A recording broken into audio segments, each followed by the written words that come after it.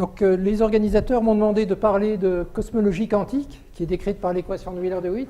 C'est un sujet très spéculatif, bien qu'il est basé sur des hypothèses très simples, qui sont la relativité générale et la quantification canonique.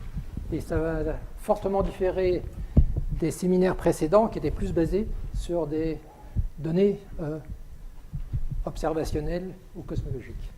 Alors, la partie théorique des aspects que je vais présenter sont basés sur des papiers que j'ai écrits il y a une vingtaine d'années avec Serge Massard, qui maintenant travaille plutôt en information quantique. Et le sujet même a été réactivé par des conversations que j'ai eues avec Ted Jacobson il y a déjà quelques années.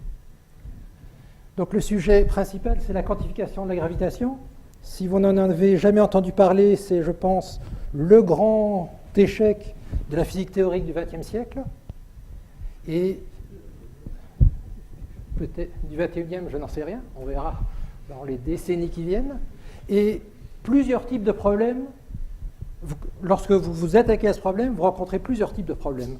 Le problème principal dont je ne vais pas parler, juste pour le décrire, c'est le problème dans l'UV profond. Si vous appliquez à la relativité générale les techniques que vous appliquez pour QED par exemple, en développant la métrique autour de la métrique de Minkowski plus des perturbations, vous obtenez des boucles, des corrections radiatives qui divergent dans l'UV. Et contrairement à QED, les divergences engendrées par les boucles engendrent de nouvelles divergences qui nécessitent de nouveaux contre-termes et rendent la théorie non renormalisable. Et l'origine de cette différence par rapport à QED provient tout simplement de la dimensionnalité de la constante de couplage. Lorsque vous travaillez dans les unités où C carré et H bar valent 1, la constante de Newton est la longueur de Planck au carré. Et donc plus vous rajoutez des constantes de Newton, plus vous avez de moments qui apparaissent, et donc des divergences supérieures. Ce dont je vais parler, c'est d'un tout autre problème, qui est sans doute complètement indépendant du premier. C'est lorsque vous essayez d'appliquer de manière non perturbative la quantification, les règles de quantification à la relativité générale, vous tombez sur une équation d'un nouveau type qui s'appelle l'équation de Wheeler-DeWitt, qui se substitue à l'équation de Schrödinger et qui diffère radicalement de l'équation de Schrödinger. L'origine de ces substitutions, c'est l'invariance de la relativité sous les difféomorphismes dont a parlé Étienne lors du début de son premier talk.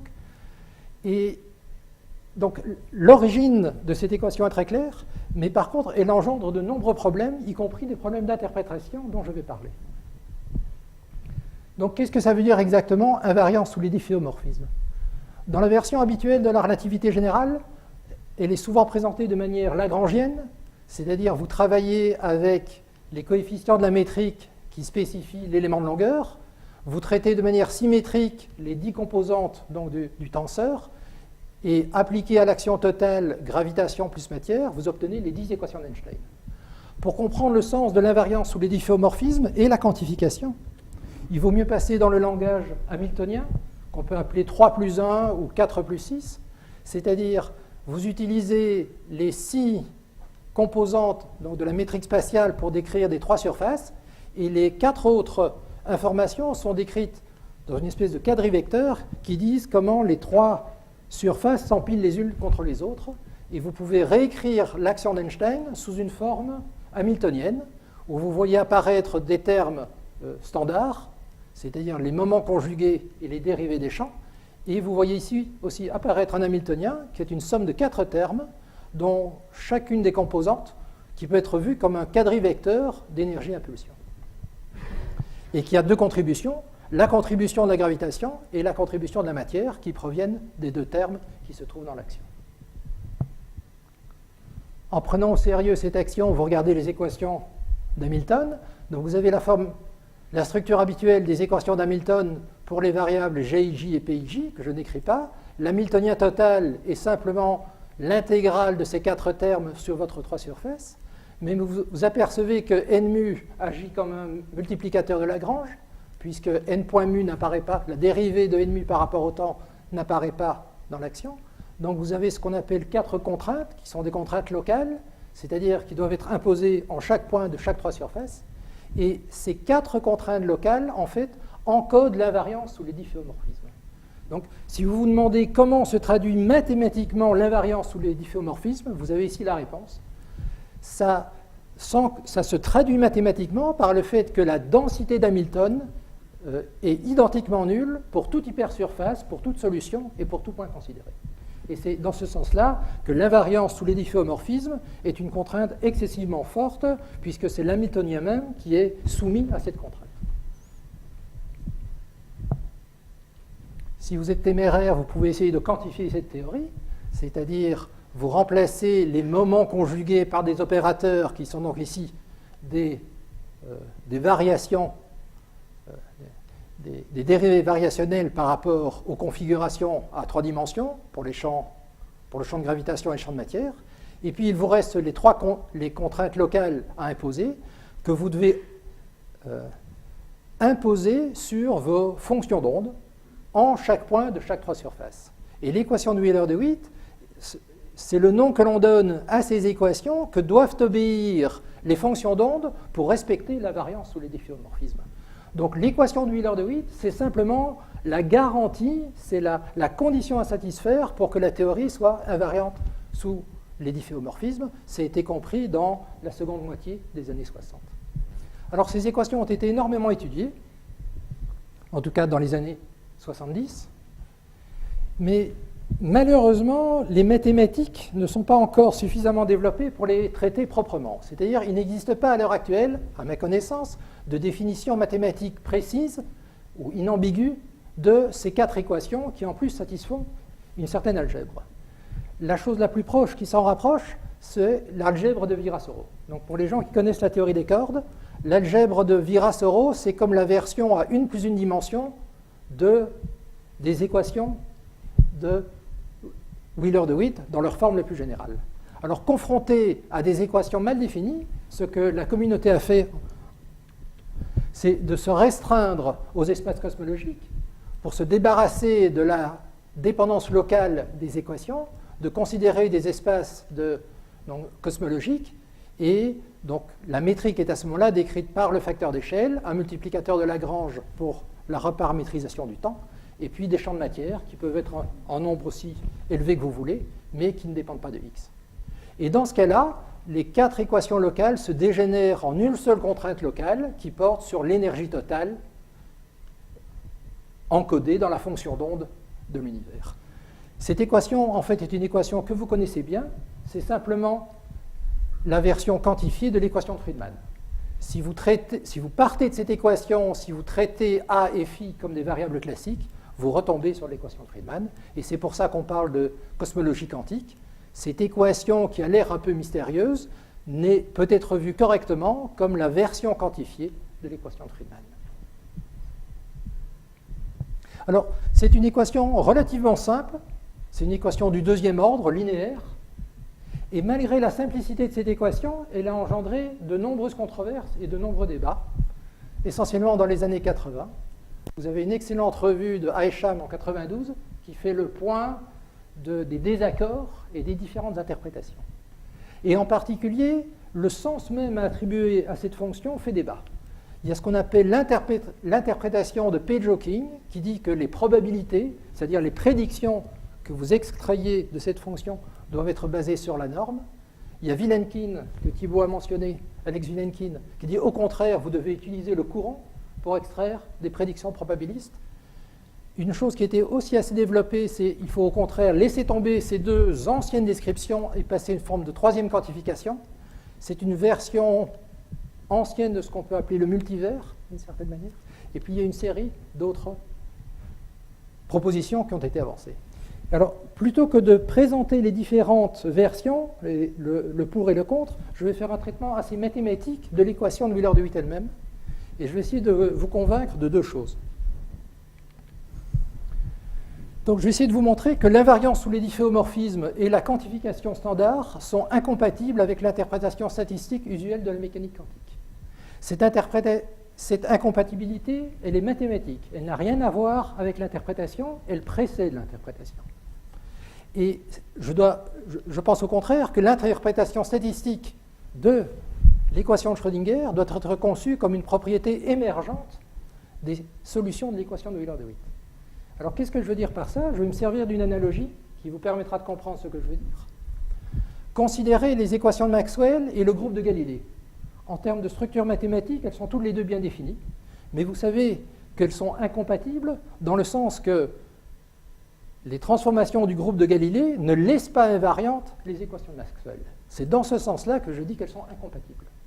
Mais vous savez également que le groupe de Galilée réémerge à partir des transformations du groupe de Poincaré lorsque vous considérez des vitesses relatives faibles. Et c'est exactement dans ce sens-là que je pense que doit être interprétée l'interprétation statistique usuelle de la mécanique quantique, c'est-à-dire quelque chose qui est fondamentalement absent, mais qui devient vrai lorsque certaines conditions sont remplies. Voilà la thèse que je prétends soutenir. Alors pour démontrer ceci, donc ceci ce sont les travaux que j'ai faits il y a une vingtaine d'années, on va pratiquer quelque chose qui est non standard dans le cadre de la relativité générale, mais standard dans certaines parties de la physique. C'est une double description des transitions quantiques. Qu'est-ce que je veux dire? Donc, je vais prendre un système matériel, je vais le décrire une première fois dans le cadre usuel de l'équation de Schrödinger, dans lequel A de t est une fonction classique donnée. Donc, je vais résoudre l'équation de Schrödinger. Et puis, je vais redécrire les mêmes transitions quantiques entre les mêmes états de matière dans un nouveau cadre dans lequel le mouvement de A est maintenant quantifié. Et ceci est le cadre de l'équation de Wheeler-DeWitt. Alors, cette double description est quelque chose de tout à fait usuel en physique moléculaire. Et c'est quelque chose qui apparaît naturellement dans des travaux, même, y compris expérimentaux, lorsque coexistent des variables lentes et rapides. Ici, la variable lente, c'est le facteur d'échelle, et les variables rapides sont les variables matérielles. Pensez à des électrons. Si vous êtes habitué au langage un peu imagé de la mécanique quantique, cela conduit au déplacement de ce qu'on appelle le Heisenberg cut, la coupure d'Heisenberg. J'y reviendrai, si j'ai le temps. Je passe sur un commentaire. Donc, examinons le comportement ou les propriétés de l'équation de Schrödinger en cosmologie. La première chose à noter, c'est que vous êtes dans un cas un peu inhabituel parce que l'hamiltonien dépend du temps. Et il dépend du temps parce que l'univers est en expansion et parce que l'hamiltonien de la matière dépend du facteur d'échelle. Donc, comment résoudre, comment préparer la résolution d'une équation lorsque l'hamiltonien est une fonction du temps au travers d'une fonction donnée? Alors ça, c'est quelque chose là aussi qui est tout à fait standard en physique moléculaire. Ce qu'il convient d'introduire, c'est ce qu'on appelle des états propres instantanés. C'est-à-dire, vous traitez A comme un paramètre fixe, vous résolvez l'équation de Schrödinger stationnaire à A fixé, vous identifiez une base complète, et puis vous vous servez de cette base complète comme une base mobile dans laquelle vous recherchez la solution de votre problème.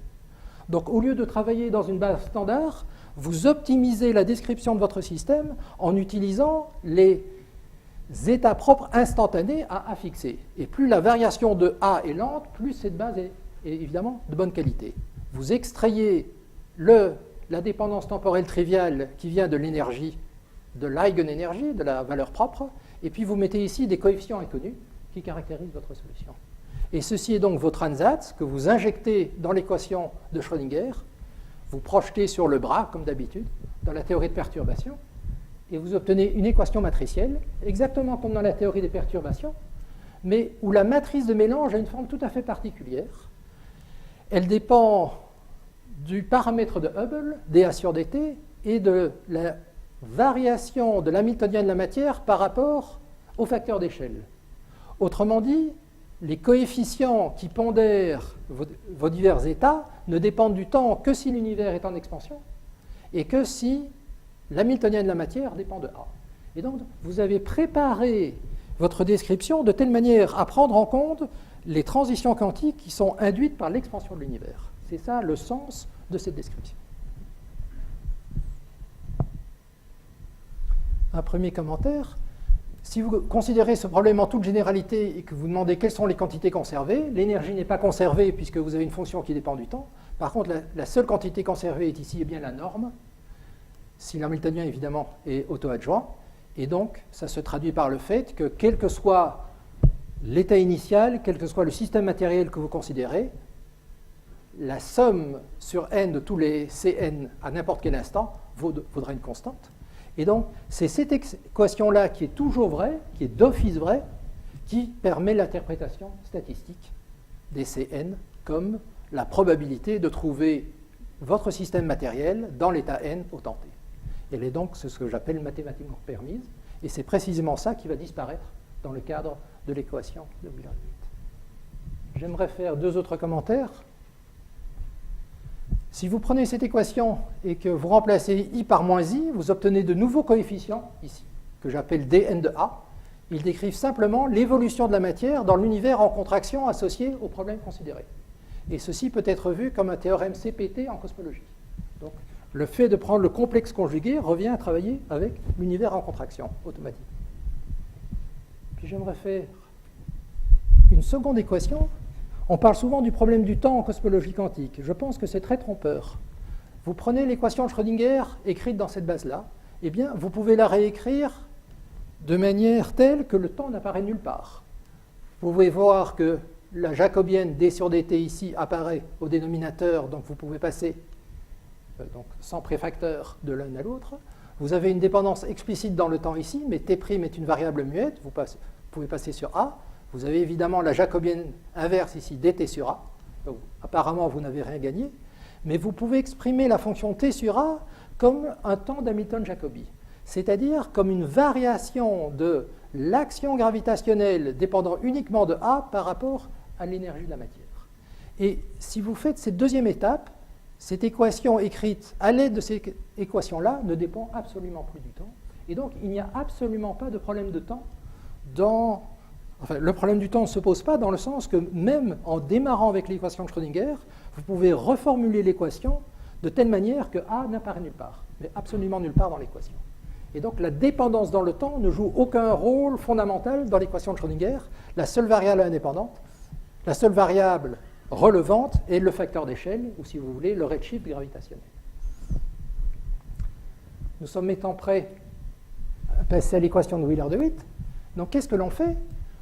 En lieu et place de l'équation de Schrödinger dont je viens de parler, on considère l'équation de Wheeler-DeWitt. C'est-à-dire, on conserve tel quel l'hamiltonien matériel et on remplace le id sur dt de Schrödinger par l'hamiltonien gravitationnel associé au problème considéré. Cet hamiltonien gravitationnel dans ce qu'on appelle mini-superspace, dans des espaces cosmologiques, il a une forme particulièrement simple, c'est une forme quadratique, donc c'est p carré moins v si vous voulez, où P, ici, est simplement le moment conjugué à A. J'ai travaillé avec un espace fermé et une constante cosmologique, juste pour dire que je peux considérer le cas général. Si vous comparez ces deux équations, demandez-vous qu'est-ce qui s'est passé en passant de 1 à 8. Et c'est là que l'on voit la mécanique quantique et l'histoire de la mécanique quantique apparaître. En passant de l'équation 1 à l'équation 8, vous avez déplacé ce qu'on appelle la coupure d'Heisenberg. C'est quelque chose qui a été discuté en grand détail par Heisenberg en 1935, en réponse à l'article EPR d'Einstein. Heisenberg a compris que l'endroit où vous arrêtez la description quantique et vous commencez la description classique ne devrait pas affecter vos observables. Et donc ici, vous voyez, dans cette version-ci, A est traité classiquement, dans cette version-ci, A est traité quantiquement, et donc, en utilisant l'équation de Wheeler-DeWitt, ça veut simplement dire que vous avez inclus dans cette nouvelle description les variables dynamiques A et son moment conjugué dans le cadre de la description quantique.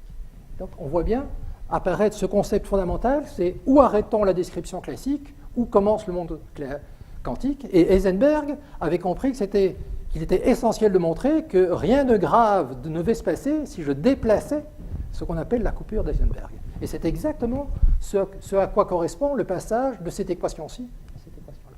Et donc on revoit, si vous voulez, les concepts à la base.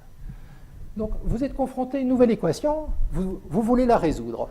Pour résoudre une telle équation, vous devez rechercher la solution générale. Donc sous quelle forme devez-vous rechercher la solution générale? Et c'est là que les choses deviennent un peu plus subtiles. Oups, je me trompe. Donc un premier essai, c'est vous reprenez vos états propres instantanés, vous reprenez des coefficients arbitraires, et ici, en lieu et place des ondes planes, vous mettez des solutions WKB. Vous avez une équation du deuxième ordre, vous savez. À l'approximation semi-classique, vous avez donc les approximations WKB qui ont la forme standard habituelle et qui décrivent des univers en expansion si Pn est positif. Et si vous considérez la version complexe conjuguée de cette équation, vous décrivez des univers en contraction. Et donc, dans la plupart des papiers de cosmologie quantique, les gens ont essayé de travailler avec cette forme-là comme solution générale. Et là, si vous faites les choses proprement, si vous insérez ceci dans l'équation de Wheeler-DeWitt, vous obtenez une équation matricielle mal organisée. C'est-à-dire où les petits paramètres sont mal isolés dans l'équation. Et cette organisation est tellement mauvaise qu'il faut renoncer à ces descriptions-là, et vous devez rechercher une meilleure décomposition. Et c'est là que les choses commencent à se compliquer, c'est que la tentative naïve échoue misérablement. Oui, je vais vous l'expliquer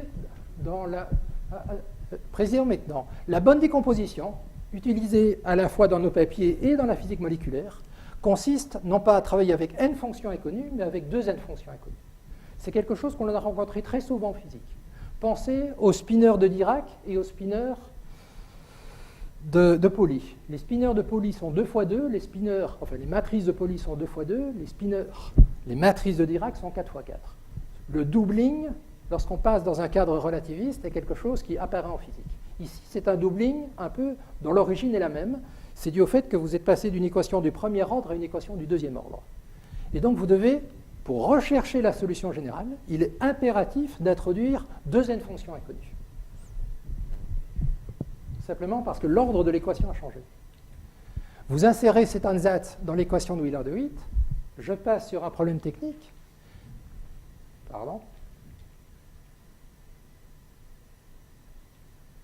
Et voici comment se réécrit l'équation de Wheeler-DeWitt dans la bonne décomposition.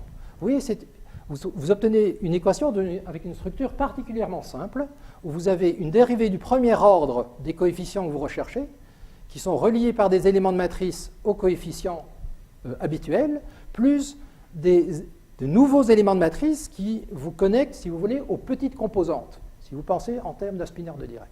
Et puis vous avez la même équation pour les coefficients D qui se mélangent entre eux et qui mélangent les D avec les C, avec I remplacé par moins I.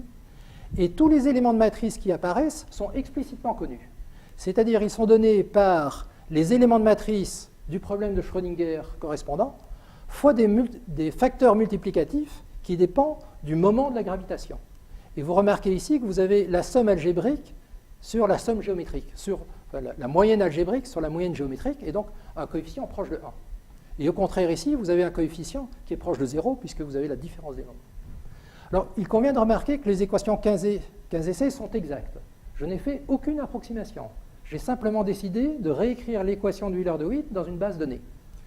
Et je remarque aussi que tous les coefficients sont exactement connus. C'est-à-dire, si vous connaissez les éléments de matrice de la description Schrödinger, vous avez une description explicite de tous vos éléments de matrice. Autrement dit, l'équation de Wheeler-DeWitt est révélée sous sa forme matricielle par ces équations-là. Et dans un certain sens, l'équation 15 est l'équation de Wheeler-DeWitt. L'équation de Wheeler-DeWitt doit être comprise comme une équation matricielle reliant 2n quantités inconnues. Et je rappelle que ces équations sont exactes, sans la moindre approximation. Vous pouvez donc déduire un certain nombre. Pardon ? Une remarque ? Quelle est la quantité conservée associée à cette équation ? Vous pouvez démontrer que pour tout hamiltonien hermitien, en lieu et place de la conservation de la norme, vous avez ici la conservation du Wronskien. C'est garanti par les mathématiques. Et au lieu d'avoir une forme définie positive, et donc un espace de Hilbert, vous avez une forme non définie positive, une pseudonorme. Ça veut dire que vous ne travaillez plus dans un espace de Hilbert. Le moins ici est irrémédiablement présent. Et donc, la question qui nous concerne en tant que physiciens, c'est, étant donné l'interprétation probabiliste naturelle que l'on attribue à cette équation-là, quelles sont les conséquences du fait d'avoir une équation ici, avec un signe inattendu, non désiré. Donc, vous pouvez écrire un certain nombre de théorèmes. Donc, si pour un certain hamiltonien matériel, l'équation de Schrödinger est n fois n, dans la description Wheeler-DeWitt correspondante, l'équation matricielle est 2n fois 2n. Donc vous avez un doubling qui apparaît naturellement lorsque vous passez de Schrödinger à Wheeler-DeWitt. Ce doubling n'a rien d'exceptionnel, je réponds ici à la question, il est également obtenu en physique moléculaire. Si j'ai le temps de vous l'expliquer, je peux vous expliquer pourquoi, en physique moléculaire également, ce doubling, le doublage des solutions, est également présent. Vous pouvez aussi démontrer que si vous négligez les transitions qui mélangent les univers en expansion et les univers en contraction, les petites et les grandes composantes, donc si vous négligez ces coefficients de mélange, vous obtenez une équation qui ressemble très fort à l'équation de Schrödinger. Vous avez d'office la conservation de quelque chose qui ressemble à la conservation de l'unitarité, et vous avez une deuxième équation avec exactement la même forme pour les coefficients Cn en remplaçant i par moins i. Autrement dit, l'équation de Wheeler-DeWitt ne redonne pas l'équation de Schrödinger, mais l'équation de Wheeler-DeWitt redonne deux équations unitaires. Une pour les univers en expansion, pour les coefficients C, et l'autre pour les univers en contraction. Donc l'équation de Wheeler-DeWitt décrit automatiquement à la fois des univers en expansion et des univers en contraction. Et si vous négligez la matrice de mélange entre C et D, vous la traitez comme deux matrices blocs diagonales de dimension n. Un dernier commentaire.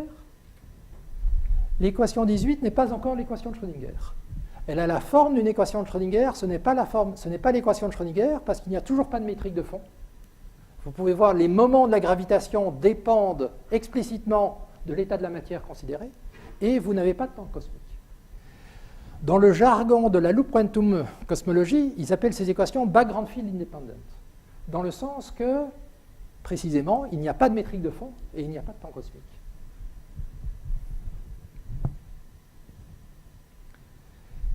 Par contre, si vous faites une deuxième approximation qui est complètement indépendante de la première, c'est-à-dire vous continuez à négliger les transitions entre les petites et les grandes composantes, entre les C et les T, mais vous faites une deuxième approximation, c'est-à-dire vous développez au premier ordre dans la différence en énergie autour de l'énergie moyenne.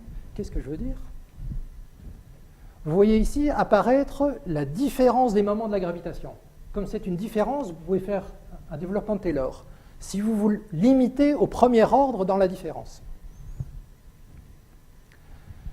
autour de l'énergie moyenne, vous pouvez démontrer en toute rigueur que les amplitudes pondérant les solutions de l'équation de Wheeler-DeWitt coïncident en tant qu'identité avec les coefficients de l'équation de Schrödinger, où le temps qui apparaît n'est rien d'autre que le temps extrait de l'équation d'Hamilton-Jacobi de la gravitation. Donc ceci est un théorème mathématique que vous démontrez. Et l'identité entre les coefficients de Wheeler-DeWitt et les coefficients de Schrödinger est garantie par deux identités qui se retrouvent au niveau de l'équation et pas au niveau des solutions, à savoir les éléments de matrice ici qui apparaissent et les phases sont identiquement les mêmes que dans l'équation de Schrödinger. Identiquement les mêmes. Puisque les phases et les éléments de matrice sont les mêmes, les solutions sont les mêmes. Si vous relisez avec attention l'article de Heisenberg de 1935 qui n'a pas été publié, il a décrit exactement cette égalité-là. Les prédictions de la mécanique quantique à propos de résultats d'une expérience, c'est-à-dire le fait de trouver la matière dans l'état n, sont indépendants de la location de l'endroit où je mets la coupure séparant les degrés quantifiés des choses. Et donc, cette égalité-là n'est rien d'autre, étant donné les deux conditions supplémentaires, que Heisenberg d'ailleurs discute lui aussi.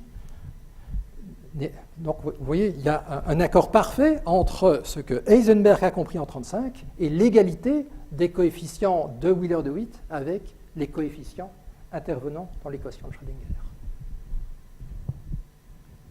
Une remarque qui montre bien quand même qu'il y a deux descriptions différentes auxquelles vous êtes confrontés. Pour l'équation de Schrödinger, vous savez bien, les coefficients, les amplitudes s'obtiennent en prenant l'état considéré et en projetant sur le bras, dans le langage bracket. Par contre, pour l'équation de Wheeler-DeWitt, ce que vous devez insérer ici, c'est non seulement le bras correspondant, mais également l'opérateur courant. Et c'est exactement ça dont parlait Vilenkin. L'utilisation du courant de Vilenkin est précisément le fait que, pour extraire les coefficients de manière propre, vous devez insérer l'opérateur courant pour en extraire les coefficients. Et donc, ce n'est pas le recouvrement mis en avance par P. Joking. Et donc c'est Vilenkin qui avait correctement compris qu'il fallait utiliser l'opérateur courant pour identifier les probabilités. Une dernière remarque qui est peut-être la plus importante et qui est liée à l'utilisation de ces états instantanés. Ces états instantanés sont utilisés pour décrire des états comme les transitions de Landau-Zener. Alors je ne sais pas si vous êtes familiarisé avec ça, mais ça permet d'organiser les différentes transitions de manière bien ordonnée. Et ici, c'est exactement la même chose. C'est-à-dire, vous pouvez comparer l'amplitude de transition de basculer de C vers D à NM à faire par rapport à une transition où vous restez dans un univers en expansion. Vous pouvez comparer l'amplitude, l'importance des transitions CD par rapport aux transitions CC. Et vous pouvez calculer explicitement le rapport des amplitudes de ces deux types de transitions.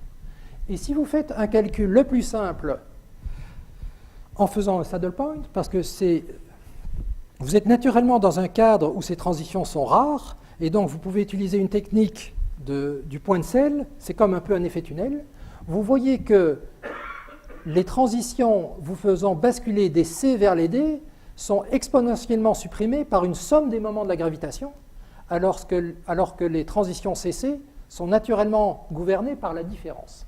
Et donc, qu'est-ce que ça veut dire? Ça veut dire que plus un univers est macroscopique, plus les transitions CD sont exponentiellement supprimées. Et vous comprenez maintenant le bon sens de cette équation. Ça veut dire que lorsqu'un univers est macroscopique, l'amplitude de probabilité de basculer dans l'univers en contraction est exponentiellement supprimée par l'énergie totale de l'univers que vous êtes en train de considérer. Plus un univers est microscopique, plus ces différences est faible. Plus un univers est macroscopique, plus il y a une distinction entre les transitions CD et les transitions CM. Et on obtient ici, je pense, la véritable leçon concernant l'équation de Wheeler-DeWitt.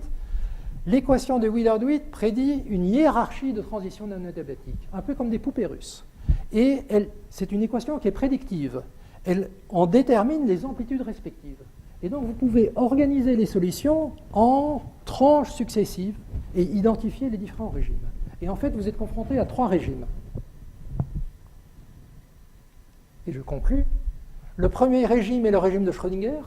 C'est le régime le plus adiabatique, le plus proche de la physique classique. Ce régime adiabatique est obtenu en faisant 2 approximations. Vous négligez les transitions mélangeant les C et les D, les univers en expansion et en création. Vous développez au premier ordre dans l'écart à l'énergie moyenne pour la matière. Vous ne faites rien d'autre. Vous avez comme une identité, quel que soit le problème considéré, donc une identité entre les amplitudes de Wheeler-DeWitt et les amplitudes de Schrödinger. Et donc, la norme au carré de CCN est bien la probabilité de trouver la matière dans l'état N, dans un univers en expansion. L'unitarité est d'office garantie par la conservation du courant. Il n'y a pas de problème d'interprétation, ni de problème de temps. Le régime de Schrödinger, prédit par l'équation de Wheeler-DeWitt, n'engendre aucune forme de problème. Vous avez un second régime qui est un régime intermédiaire, qui était très peu discuté. C'est le régime où vous négligez seulement les transitions non adiabatiques. C'est-à-dire, vous ne faites plus ce que je viens de faire, c'est-à-dire, vous ne faites plus un développement en premier ordre. Vous laissez tomber, vous traitez à tous les ordres. En négligeant donc uniquement ces transitions CD, l'équation de Wheeler-DeWitt vous donne 2 équations séparées. C'est comme bloc diagonal. Vous décrivez donc séparément les univers en expansion et les univers en contraction. L'unitarité dans chacun des 2 secteurs est garantie par la conservation du Wronskien, bien que vous n'ayez toujours pas identifié de temps cosmique, ni identifié de métrique de fond. Et ici, vous avez une véritable leçon, c'est que l'unitarité, c'est-à-dire la conservation en tant qu'identité de la somme des C carrés, s'obtient sans avoir au préalable identifié une métrique de fond et un temps cosmique. Et c'est sans doute le résultat le plus important que nous avons obtenu en 1999. Il y a donc une déconnexion complète entre le problème d'identifier un temps cosmique, ou de retrouver le temps, et l'obtention de l'unitarité. Enfin, il nous reste à affronter le dernier régime.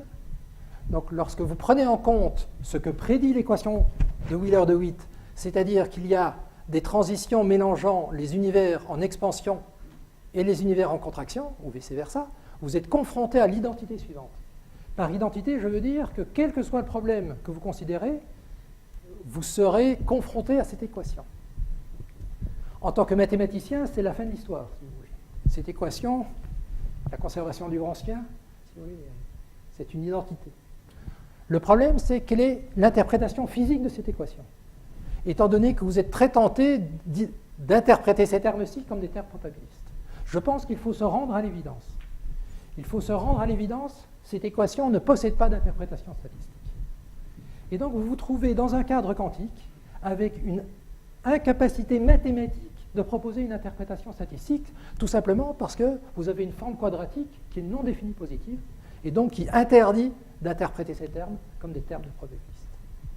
Et donc la proposition que j'avance, il faut accepter le fait, oui, c'est plutôt psychologique, il faut accepter le fait que l'interprétation statistique de la mécanique quantique ne s'obtient que sous certaines conditions, à savoir, il faut négliger ces transitions CD pour pouvoir la retrouver. Et donc, on arrive donc à la conclusion que l'interprétation statistique usuelle de la mécanique quantique ne serait pas une propriété fondamentale de la quantum gravity, mais plutôt comme une propriété émergente, c'est-à-dire comme une propriété qui ne deviendrait vraie qu'après avoir fait certaines approximations, exactement comme le groupe de Galilée réapparaît lorsque vous travaillez à suffisamment petite vitesse. Ici, l'interprétation statistique n'apparaît qu'après avoir négligé les amplitudes de transition mélangeant les univers en expansion et les univers en contraction. La première personne qui a jamais prononcé, que j'ai jamais entendu prononcer cette phrase, c'était Ted Jacobson dans sa voiture, dans un embouteillage. Quand il m'a dit ça, ça m'a fait penser aux travaux que nous avions écrits quelques années auparavant, parce que si vous relisez nos papiers se terminent par cette équation. Et donc, Ted Jacobson, d'une certaine manière, a synthétisé les conclusions mathématiques que nous avions trouvées. Et si vous remontez dans l'histoire, vous tombez sur un papier qui a été énormément cité, un papier d'Alex Vilenkin de 89, qui a généré beaucoup de polémiques, dont je cite ici la première phrase de l'introduction. Il écrit « Probability and unitarity are inherently approximate concepts ». C'est-à-dire, il faut reconnaître que les concepts de probabilité et d'unitarité sont de manière intrinsèque des concepts appropriés. Et cette équation-ci, je pense, est l'expression de sa pensée. Étant donné que vous êtes confronté avec une forme qui n'est pas définie positive, vous devez renoncer au fait d'interpréter de manière fondamentale la somme des Cn carrés comme une probabilité. Vous devez relâcher l'approximation qu'il s'agit de concepts fondamentaux, d'où cette notion de propriété émergente ou de inherently approximate concept. Néanmoins, cette équation est là, la question ici subsiste, et donc ici je pense que le grand mérite de la cosmologie quantique, c'est qu'il nous reste à trouver le nouveau cadre permettant d'interpréter physiquement l'équation 23. Et je pense que c'est le problème qui est ouvert depuis le papier, si vous voulez, de Vilenkin, de papier de ces années-là. On est confronté à une structure mathématique qui découle uniquement de la relativité générale décrite par le secteur cosmologique, la mécanique quantique, et on tombe sur une équation qui est incompatible avec l'interprétation de Schrödinger qu'on aimerait lui attribuer. Et la seule manière, je pense, de dépasser ça, c'est, comme Einstein, c'est de refonder, si vous voulez, d'une certaine manière, la mécanique quantique ou la gravitation pour trouver un cadre dans lequel cette interprétation aurait elle-même un sens. Merci pour votre attention.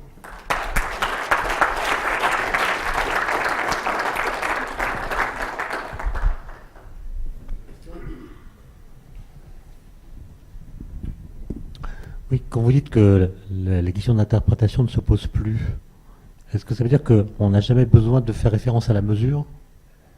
Alors, donc, je vous ai parlé donc de poupées russes. Donc, si vous êtes dans le régime de Schrödinger, étant donné l'identité entre les coefficients pondérant les solutions de l'équation de Wheeler-DeWitt et les coefficients pondérant les équations de l'équation de Schrödinger, vous retrouvez, comme un cadeau de Wheeler-DeWitt, le cadre de Schrödinger. Et donc, Les seuls problèmes qui restent sont les problèmes habituels de la mécanique quantique, auxquels je préfère ne pas parler, parce que je pense qu'ils n'existent pas. Voilà. Je sais pas Ça veut dire qu'il y aurait une sorte de mécanisme sous-jacent qui engendrerait ce qu'on constate à l'échelle où on se trouve quand on utilise l'équation de Schrödinger.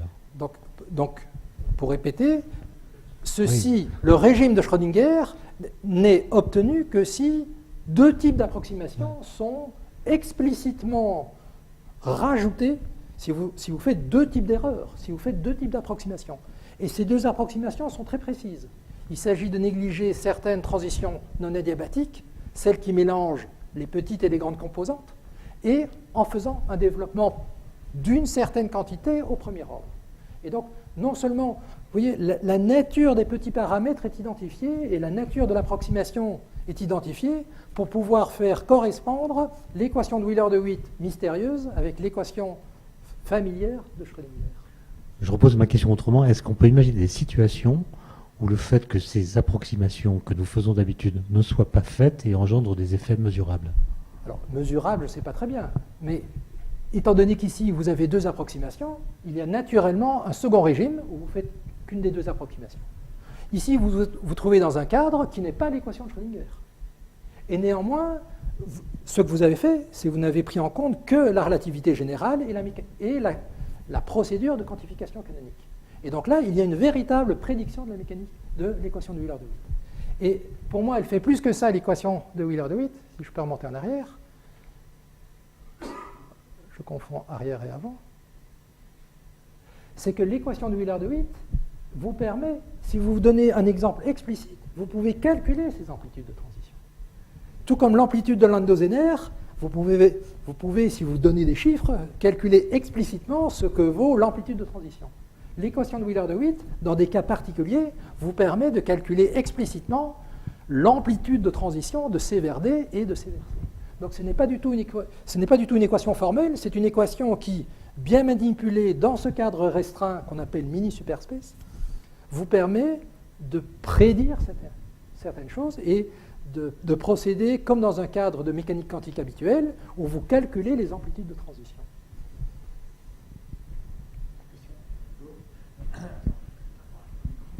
Les variables D Oui.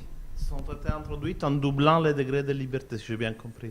Alors, ce n'est pas vraiment doublant les degrés de liberté, c'est la recherche de la solution générale. C'est une bonne... Donc, réponse, non. C'est pour ça que je... Bon, tu vas faire une équation du deuxième ordre sur la variable A et une équation matricielle pour la partie matérielle.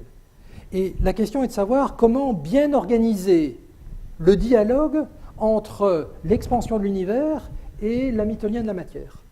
Je prétends, parce que c'est ça qui est fait dans toute la physique moléculaire, que la bonne manière d'organiser la série, c'est d'introduire deux n variables. En fait, tu ne doubles pas le nombre de quantités inconnues. Je spécifie ici que j'obtiens un système sous contraint. Alors ça, c'est le point détail que je n'ai pas voulu discuter, mais puisque tu me poses la question. En fait, si on regarde le nombre de degrés de liberté associés à cette équation, il reste n. Et donc, cet ansatz-là, il est sous-déterminé, il est sous-contraint. Et en fait, c'est une très bonne chose, parce que ça vous permet d'imposer une condition supplémentaire. Et cette condition supplémentaire, elle a un sens physique et mathématique bien précis. Elle permet de bien séparer le secteur en expansion du secteur en contraction. À savoir, quand vous agissez avec le courant, vous avez un nombre de termes qui apparaît et vous imposez que, instantanément, les Cn pondèrent les univers en expansion, tandis que les Dn pondèrent les univers en contraction. Et cette équation supplémentaire rajoute n contraintes qui ne doublent pas les degrés de liberté, mais qui simplifient énormément et qui permettent l'obtention de cette équation. Mais l'équation 23 garde trace de ces contraintes? Donc, 23. Donc l'équation 15 est exacte. L'équation 23, tu veux dire L'équation fondamentale qui est montrée à l'instant. Celle-ci? Oui, il y a encore trace de contrainte. Je ne comprends même pas ce que tu veux dire. C'est-à-dire, Ça, on voit cette... non, la conservation du Wronskien est indépendante de la condition supplémentaire que j'ai introduite. La forme qu'elle prend peut dépendre de la condition. Donc, encore une fois, l'équation du Wronskien découle uniquement et directement de l'équation de Wheeler-de Witt elle-même. La forme que prend cette expression dans la base des états propres instantanés dépend de la condition supplémentaire que j'ai rajoutée. Dans ce sens, c'est entre oui et non. Alors moi j'ai deux questions. La première, est-ce que ce doublage des coefficients ne veut pas dire qu'on ne peut pas dissocier une expansion, si on prend l'univers, une expansion de l'univers d'une contraction? Et comme tu nous as dit qu'on n'a pas le droit de parler à un temps donné, mais à un facteur d'échelle donné, est-ce que quand on fait la description d'un objet comme par exemple le CMB, un objet cosmologique, pour cette échelle donnée de cette surface qu'on va appeler le CMB, est-ce que ça veut dire que en même temps, pour ce facteur d'échelle donné, il y a un phénomène de contraction qui est sous-jacent et une explication physique que je pourrais imaginer, ça serait de se dire que par exemple la dimension des objets microscopiques, que par exemple la dimension des protons, aurait des dimensions qui changeraient au cours de ce facteur d'échelle. Alors, je vais essayer de répondre de deux manières à la réponse à votre question. L'univers, même au moment donc, de la recombinaison, était suffisamment macroscopique pour que négliger ces termes-ci soit une bonne approximation. Donc, je ne prétends absolument pas qu'il y a des conséquences observationnelles de ces termes de mélange au niveau de la cosmologie observationnelle. Ce n'est pas ça du tout que ça veut dire. Néanmoins, le doublage dont je parle, il est fait par les gens dans la physique moléculaire parce que lorsque vous décrivez des systèmes suffisamment légers, ce doublage des solutions a effectivement lieu dans la nature. Donc, oublions un moment la cosmologie, considérons des molécules, puisque c'est dans ce cadre-là que ce langage est utilisé par des physiciens qui veulent faire le lien entre des expériences et la théorie. Imaginez une molécule qui se propage classiquement dans un potentiel donné. Si vous la décrivez classiquement, vous avez une seule fonction, par exemple monotone, R de t. Et donc vous avez affaire à une trajectoire donnée. Si maintenant vous décrivez quantiquement le mouvement du centre de masse d'une molécule dans un potentiel donné, vous savez très bien qu'il y a une faible amplitude de backscattering. Et donc vous êtes obligé de considérer le fait que, au niveau quantique, la molécule peut soit continuer, comme le prédit la mécanique quantique, soit de temps en temps, de manière rare, exponentiellement rare, faire demi-tour et repartir en sens inverse. Ça s'appelle du backscattering. Les termes ici, correspondant au DN, c'est exactement les termes de backscattering sur une molécule. C'est-à-dire que, alors qu'au niveau classique, un univers en expansion ne peut rester qu'en expansion, au niveau quantique, cette distinction n'existe plus. Et elle n'existe plus parce que quand l'équation est p carré plus v, vous savez bien que vous avez deux solutions possibles, et selon la nature des gradients dans le potentiel et la valeur de l'énergie cinétique à votre disposition, vous avez des amplitudes négligeables ou pas d'avoir un backscattering, c'est-à-dire d'avoir un point de rebroussement quantique qui est absent de la théorie classique. Est-ce que j'ai répondu à votre question ? On va remercier Renaud.